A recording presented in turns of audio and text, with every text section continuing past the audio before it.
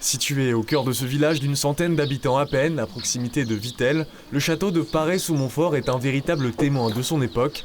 En restauration depuis une vingtaine d'années, la majeure partie de cette maison seigneuriale a été construite à la veille de la Révolution française. Ce qui fait un peu l'intérêt de cette maison, c'est que c'est pas gigantesque. Ce que je dis toujours aux visiteurs, c'est pas Versailles, mais on a un ensemble intéressant qui montre comment on vivait à cette époque, avec une cour, un pigeonnier, un jardin qui était le point un petit peu d'orgue du domaine. Le patrimoine commence à la sortie de sa maison, hein, c'est-à-dire qu'il n'y a pas besoin d'aller à Versailles, il n'y a pas besoin d'aller forcément à Guédelon ou au Mont-Saint-Michel pour se rendre compte que le patrimoine, c'est tout ce qui nous entoure, hein, c'est tout ce qu'on en fait.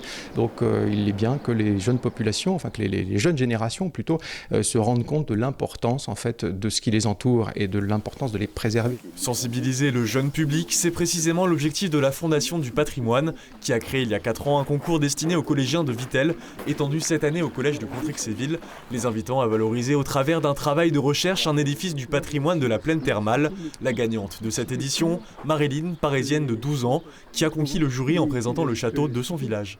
Les jardins sont très jolis, l'architecture m'intéressait. Donc tu as fait comment pour en apprendre plus sur l'histoire du château ? Je suis allée voir le propriétaire du château, j'ai demandé à mes parents, j'ai cherché un peu sur internet. Alors on jugeait sur la présentation de l'affiche, l'historique, la recherche qu'ils font, les photos. C'est un travail qui leur est apporté par les professeurs, mais on les laisse quand même faire absolument ce qu'ils veulent. Les organisateurs comptent bien continuer à étendre ce projet à d'autres collèges vosgiens. Il y a en effet de quoi faire dans notre département qui compterait de 336 édifices inscrits ou classés monuments historiques.